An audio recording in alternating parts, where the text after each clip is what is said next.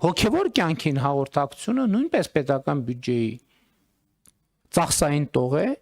որովհետև այսօր մեր պատմամշակութային բազմաթիվ հուշարձաններ, որոնք այդ թվում հոգևոր կյանքի անբաժանելի մաս են, որպես պատմամշակութային հուշարձան պատկանում են պետությանը, այսինքն պետության սեփականությունն են եւ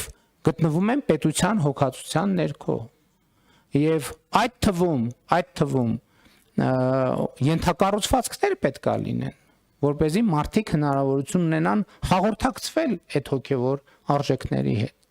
Բայց նաև պետք է կառավարությունը խստիվ վերահսկողություն սահմանի, որպեսզի, ինչպես արդեն առիթ ունեցել եմ ասելու, ոմանք այդ պատմամշակութային հուշարձանները չուլան չդարձնեն, որովհետև ելի եմ ասում, դա վիրավորում է մարդկանց հոգևոր զգացումները։ Կարճ ասած, իհարկե այս ցանկը կարող ենք շարունակել, ես չեմ ուզում շարունակել։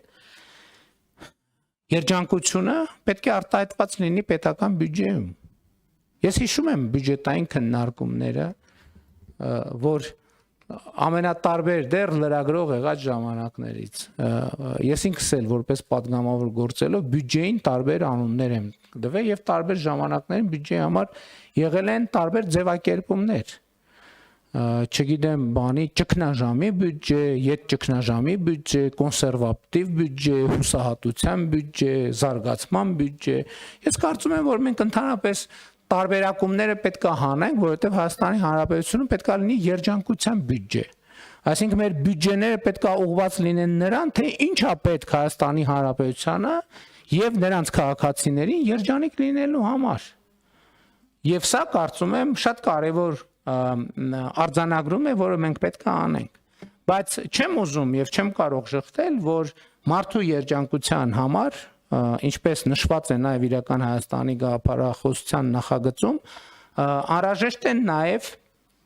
անհրաժեշտ կենցաղային պայմաններ։ Բայց ես ուզում եմ նաև մի արձանագրում անել, որ անհատական կենցաղային պայմանները բավարար չեն մարդու երջանկության համար։